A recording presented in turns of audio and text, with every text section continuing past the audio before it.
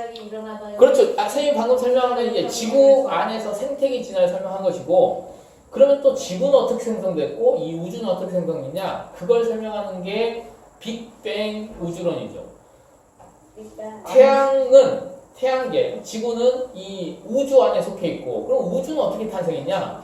아무것도 없는 무의 공간에서 갑작스러운 큰 폭발, 빅뱅에 의해서 우주의 모든 근데 빅뱅은 뭘로 왜 폭발한 거예요? 그러니까요. 물의 시작이 중요한데 시작이 병원까지. 그 빅뱅에서부터 현재까지 쭉 설명하는 걸 우리가, 그런 것도 이제 요즘 탄생한 학문이 중에 하나인데, 그 이제 빅 스토리라고 부릅니다.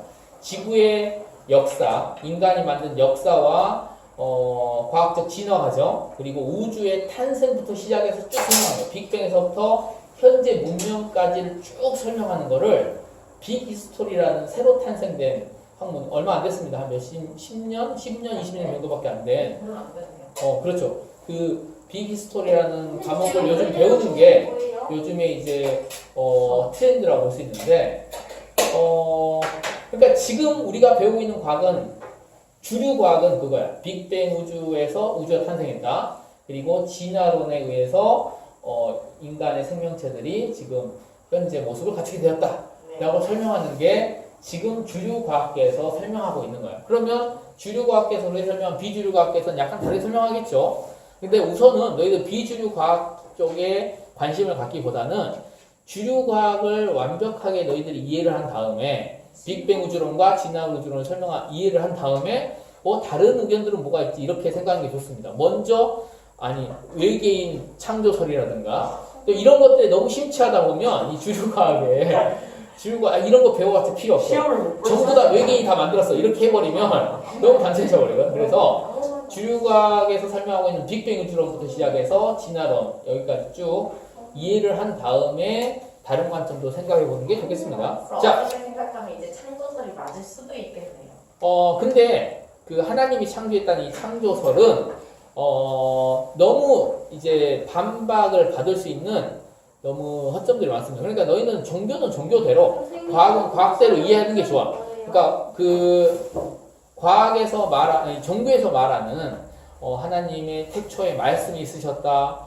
태초 이렇게 얘기하잖아요. 지능으로 사는 데서 말씀을 내리어. 그렇지. 그게 은유적인 표현이라고 생각하시면 됩니다. 은유적인 표현이고, 정말로 지능으로 이렇게 빚어가지고 이렇게 숨기를 불어넣으니 인간이 되었다라고 생각하는 거는 너무나 공격받을 허점이 많죠. 그러니까 그걸 은유적인 표현으로 종교적으로 해석해야지, 그걸 과학적으로 해석하려고 하면 안 되죠. 과학계에서 그 기독교인들이 참 많습니다.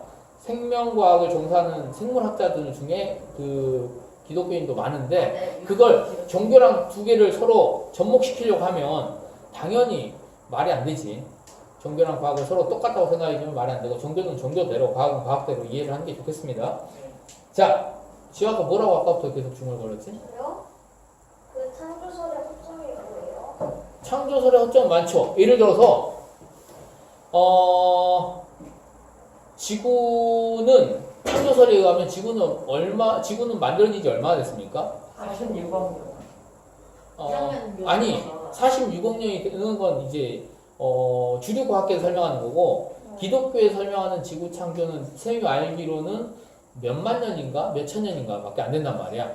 근데 탄소 연대 측정법을 생각해보면 훨씬 이전 것들이 많이 발견이 되잖아요. 그러니까 그 짧은 기간 동안 지구가 만들었다, 이거 말이 안 되죠. 그리고 공룡이 만들어진 것, 공룡의 화석 같은 것도 기독교에서는 그게는 5억 년 전인데. 뭐라고? 그거 맞는데요. 그러니까 그 화석 같은 것도 그 기독교의 창조설을 믿는 사람들은 그 화석 같은 것도 인정을 안 하죠. 화석은 이제 하나님의 그 믿음을 시험하기 위해서 만든 거다, 이렇게 설명하는 거니까. 선생님. 그러니까 여러 가지 반박을 받을 수 있는 불안정. 근데 너무 무논리라서 또 말이 안 나와요. 선생님, 혹시 BY라는 래퍼를 아시나요? BY 알죠? 그게 한 5년 전에 엄청 유행했던 얘거든. 근데 BY가 신을 믿는다고 하잖아요. BY가 신을 믿는데, 네. 그 신이라고 하는 거는 뭐 예를 들어 선생님도 신을 믿습니다. 어떤 신을? 근데 그 신이라고 하는 게 신천지. 예를 들어서 이 우주를 뭐 이런 걸 녹화를 해야 되나?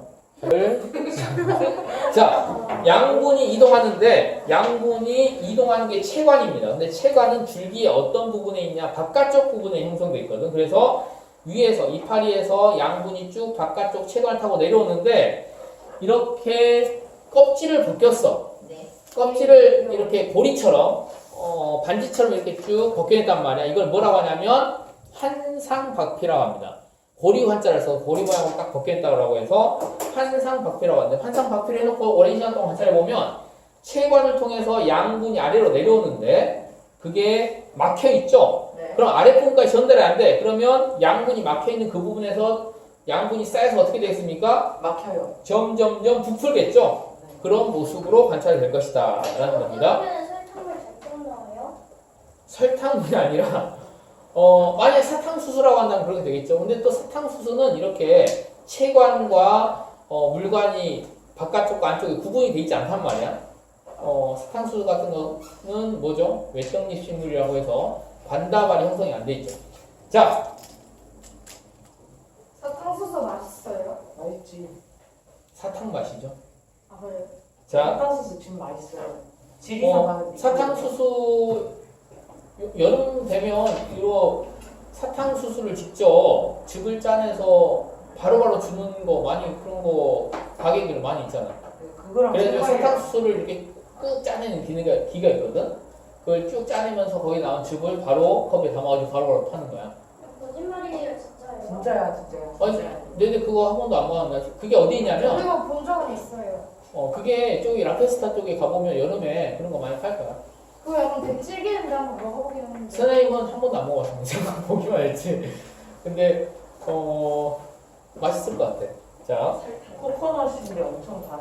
양분의 저장. 고구마에는 녹말이라는 양분이 저장돼 있고, 콩에는 단백질의 형태로, 식물성 단백질 형태로 저장이 되어 있습니다. 땅콩에는 지방의 형태로 저장을 하고, 양파를 먹어보면 어떻습니까? 달짝지근한 맛이 납니다. 물론 맵기도 하지만 맞아요. 달짝지근한 맛이 나고, 너희들 볶음밥을 할 때 양파를 썰어놓지 않으면 맛이 없어. 양파를 아, 집어넣으면 달짝지근한 맛이 납니다.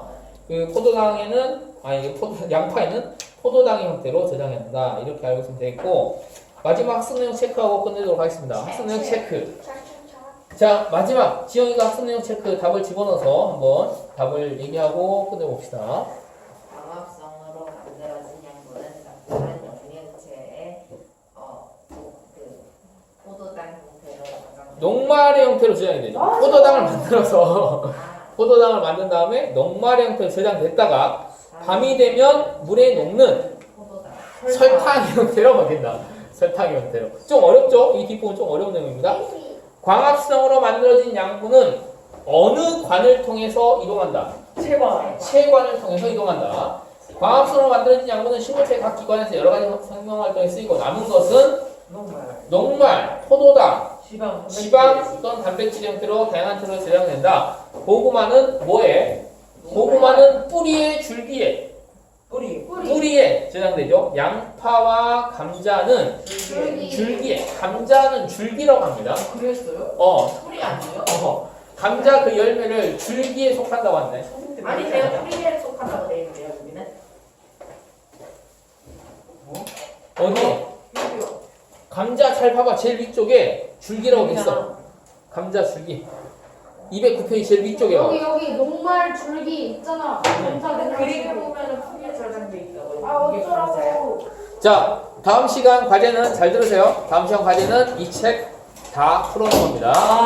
그리고 다음 시간에는 2-2를 가져와야 되겠죠? 동물과 에너지 파트를 들어갈 테니까 2-2를 선생님 저 혹시 있잖아요. 저것 좀 가져다 주실 수 있을까요? 어?